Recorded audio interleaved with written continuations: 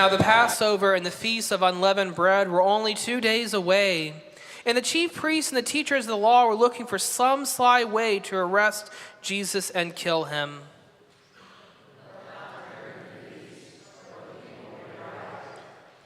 While he was in Bethany, reclining at the table in the home of a man known as Simon the leper, a woman came with an alabaster jar of very expensive perfume made of pure nard. She broke the jar and poured the perfume on his head. Some of those present were indignantly saying to one another,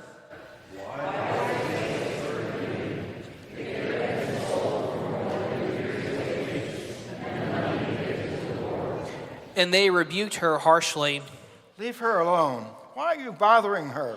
She has done a beautiful thing to me. The poor you will always have with you, and you can help them anytime you want, but you will not always have me. She did what she could. She poured perfume on my body beforehand to prepare for my burial. I tell you the truth, wherever the gospel is preached throughout the world, what she has done will also be told in memory of her. Then Judas Iscariot, one of the 12, went to the chief priests to betray Jesus to them. They were delighted to hear this and promised to give him money. So he watched for an opportunity to hand him over.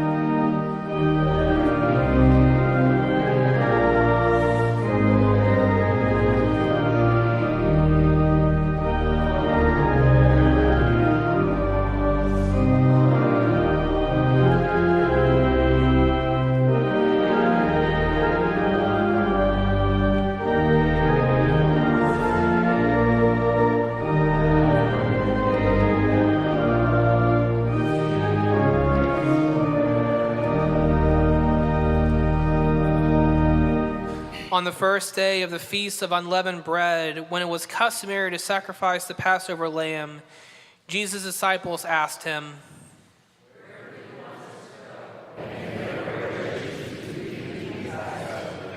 So he sent 2 of his disciples, telling them, Go into the city, and a man carrying a jar of water will meet you. Follow him. Say to the owner of the house he enters, the teacher asks, where is my guest room, where I may eat the Passover with my disciples? He will show you a large upper room, furnished and ready. Make preparations for us there. The disciples left, went into the city, and found things just as Jesus had told them. So they prepared the Passover. When evening came, Jesus arrived with the 12. While they were reclining at the table eating, he said, I tell you the truth, one of you will betray me, one who is eating with me. They were saddened, and one by one they said to him, It is one of the 12, one who dips bread into the bowl with me. The Son of Man will go just as it is written about him. But woe to that man who betrays the Son of Man. It would be better for him if he had not been born. While they were eating, Jesus took bread, gave thanks, and broke it, and gave it to his disciples, saying, Take it, this is my body. Then he took the cup, gave thanks, and offered it to them, and they all drank from it. This is my blood of the covenant, which is poured out for many. I tell you the truth. I will not drink again of the fruit of the vine until the day when I drink it anew in the kingdom of God.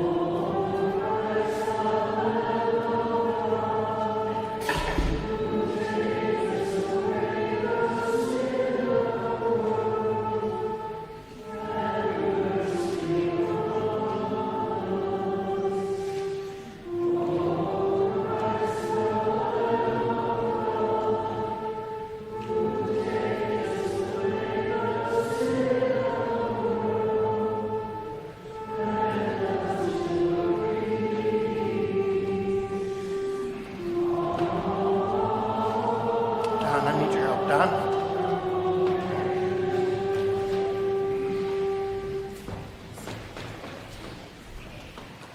It's the body of Christ given for you. What?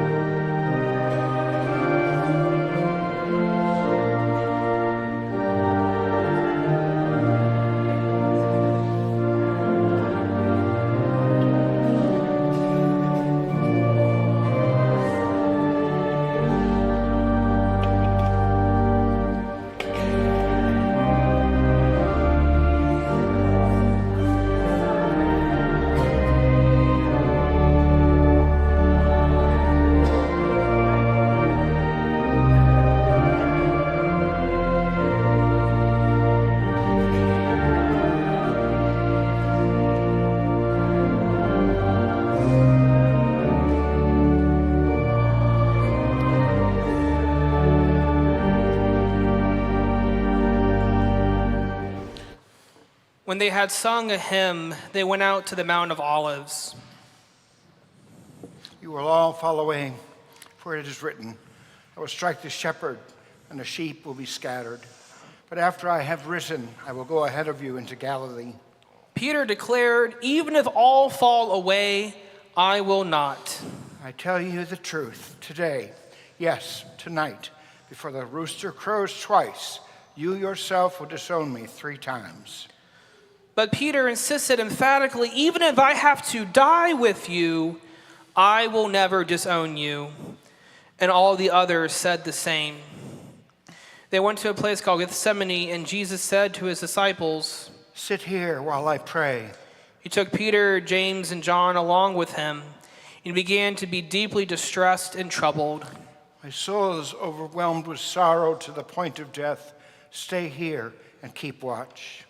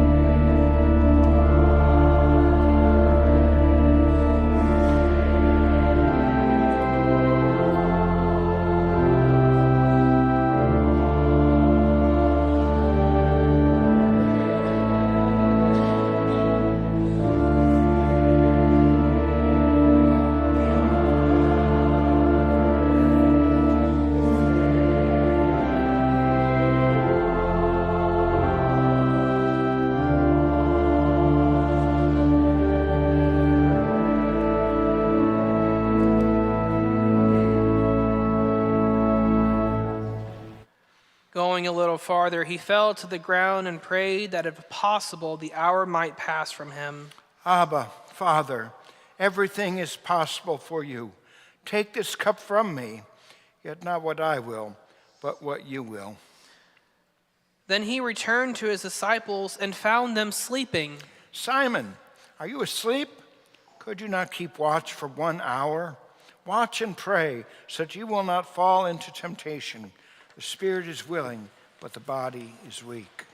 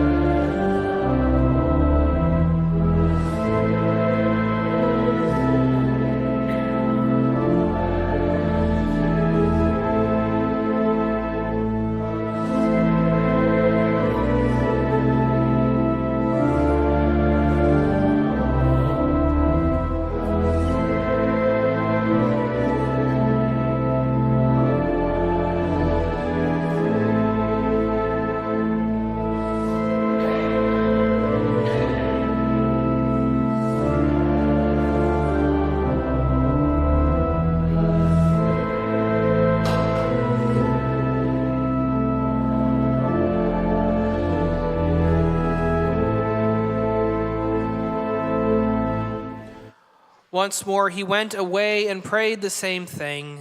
When he came back, he found them sleeping again, because their eyes were heavy. They did not know what to say to him.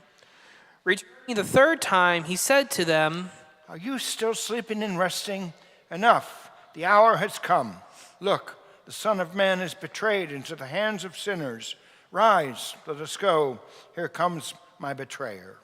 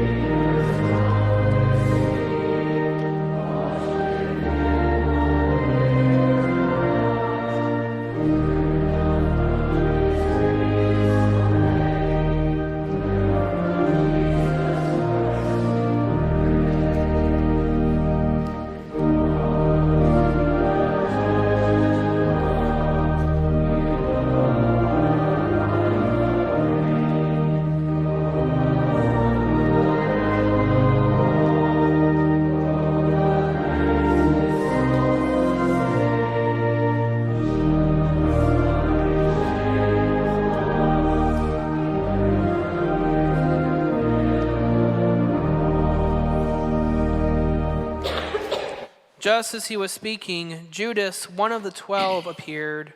With him was a crowd armed with swords and clubs, sent from the chief priests, the teachers of the law, and the elders. Now the betrayer had arranged a signal with them. "The one I kiss is the man. Arrest him and lead him away under guard." Going at once to Jesus, Judas said, "Rabbi," and kissed him. The men seized Jesus and arrested him. Then one of those standing near drew his sword and struck the servant of the high priest, cutting off his ear. Am I leading a rebellion that you've come out with swords and clubs to capture me? Every day I was with you, teaching in the temple courts, and you did not arrest me. But the scriptures must be fulfilled. Then everyone deserted him and fled. A young man wearing nothing but a linen garment was following Jesus. When they seized him, he fled naked, leaving his garment behind. They took Jesus to the high priest, and all the chief priests, elders, and teachers of the law came together. Peter followed him at a distance right into the courtyard of the high priest. There he sat with the guards and warmed himself by the fire. The chief priests and the whole Sanhedrin were looking for evidence against Jesus so they could put him to death, but they did not find any. Many testified falsely against him, but their statements did not agree. Then some stood up and gave this false testimony against him.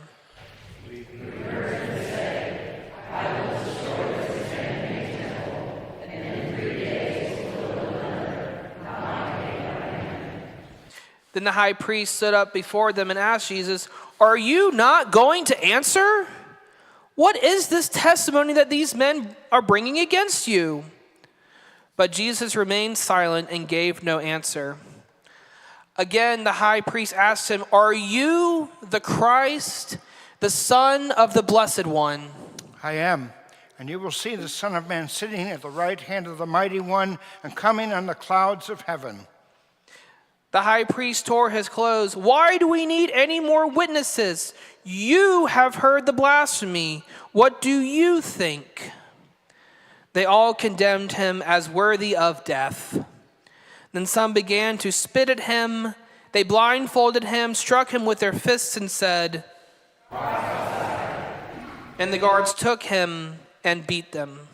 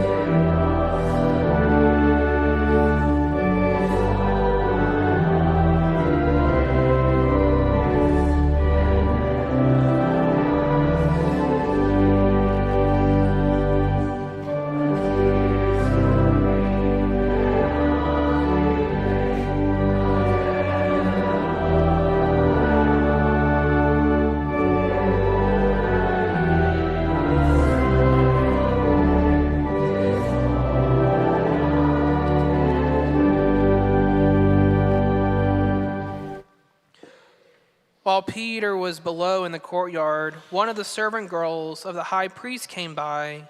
When she saw Peter warming himself, she looked closely at him. "You also were with that Nazarene, Jesus." But he denied it. "I don't know or understand what you're talking about." And he went out into the entryway.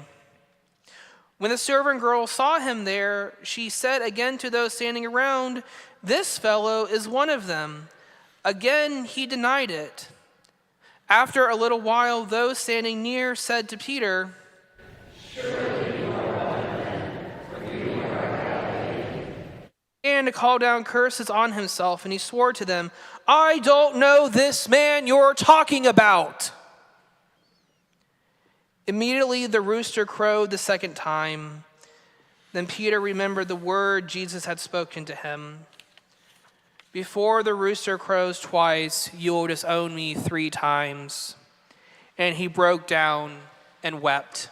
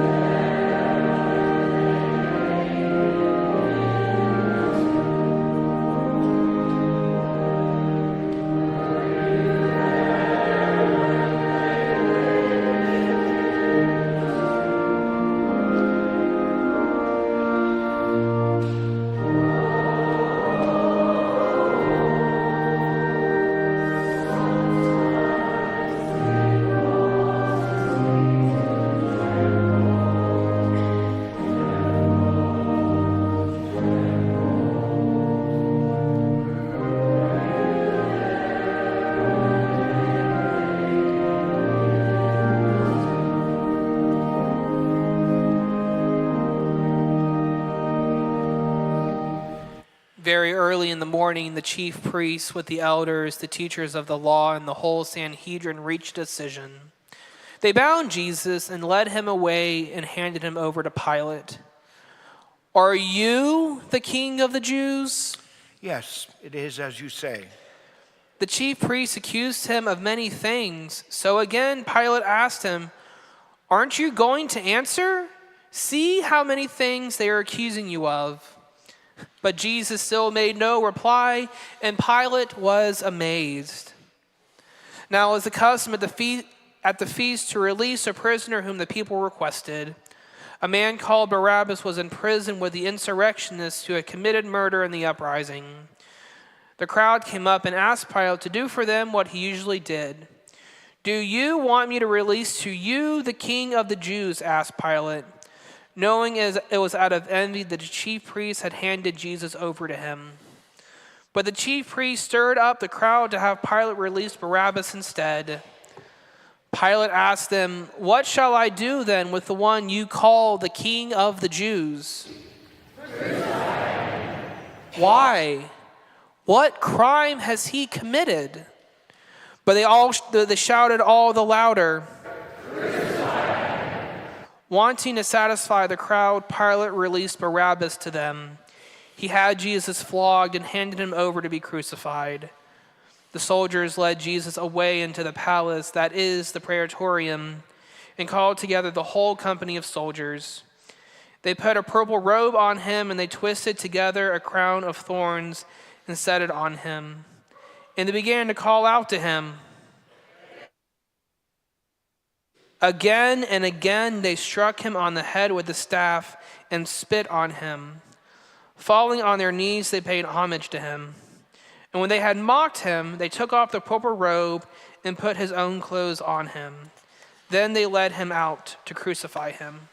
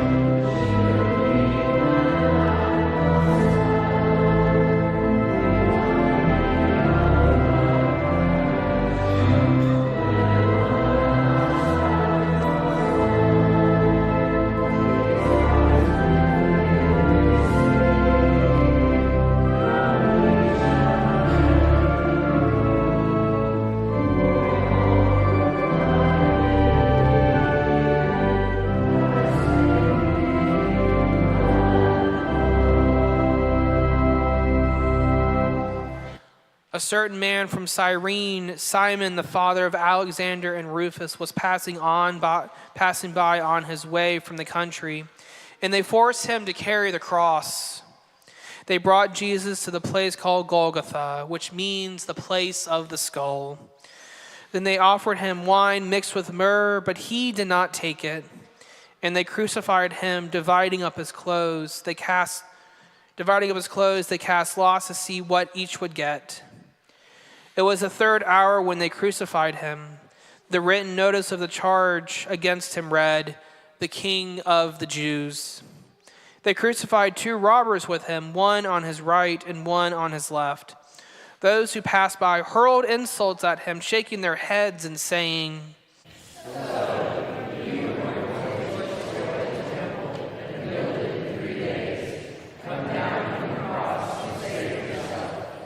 In the same way, the chief priests and the teachers of the law mocked him among themselves.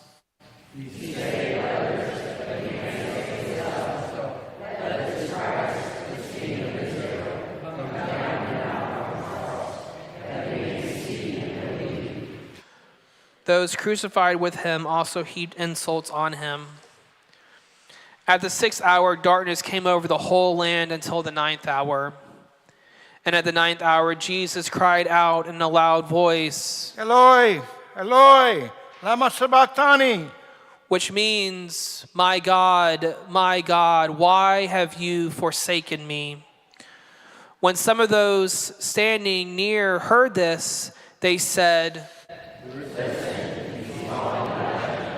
One man ran, filled a sponge with wine vinegar, and put it on a stick, and offered it to Jesus to drink. Now leave him alone. Let's see if Elijah comes to take him down. With a loud cry, Jesus breathed his last. The curtain of the temple was torn in two from top to bottom. And when the centurion who stood there in front of Jesus heard his cry and saw how he died, he said, Surely this man was the Son of God. Some women were watching from a distance. Among them were Mary Magdalene, Mary the mother of James the younger, and of Joses and Salome. In Galilee, these women had followed him and cared for his needs. Many other women who had come up with him to Jerusalem were also there. It was preparation day, that is, the day before the Sabbath. So as evening approached, Joseph of Arimathea, a prominent member of the council, who was himself waiting for the kingdom of God, went boldly to Pilate and asked for Jesus' body. Pilate was surprised to hear that he was already dead.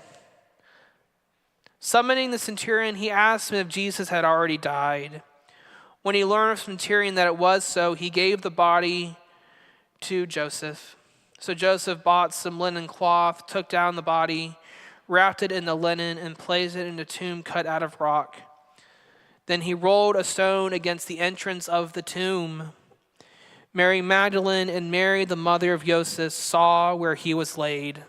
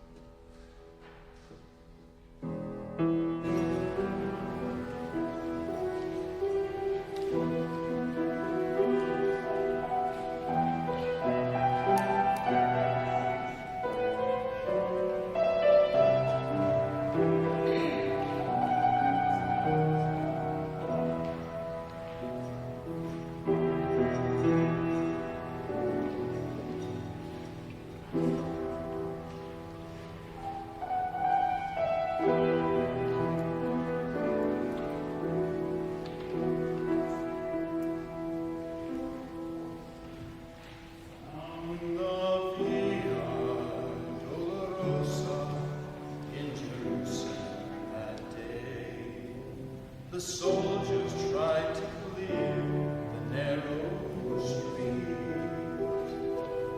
but the crowd pressed in to see the man condemned to die on Calvary.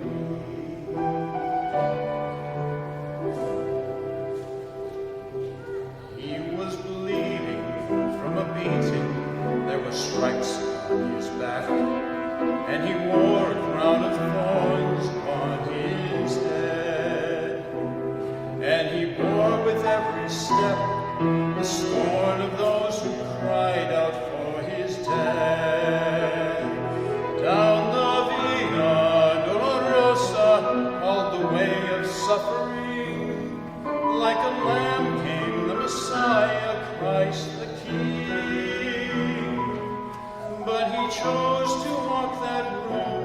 out of his love for you and me. Way to Calvary.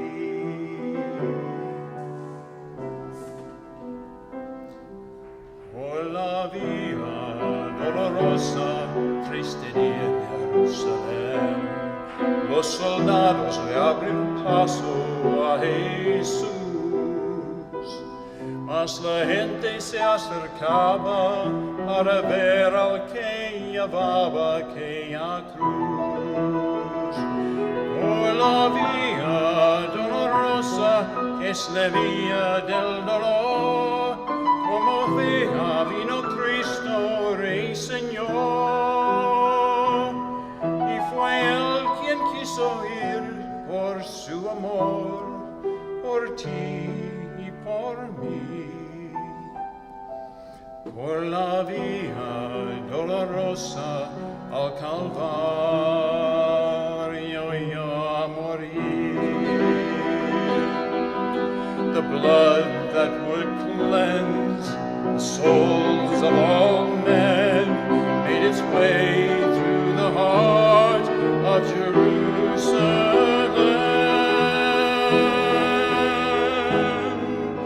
Down the Via Dolorosa, called the way of suffering, like a lamb came the Messiah, Christ the King. But he chose to walk that road out of his love for you and me. Down the Via Dolorosa, all the way to Calvary.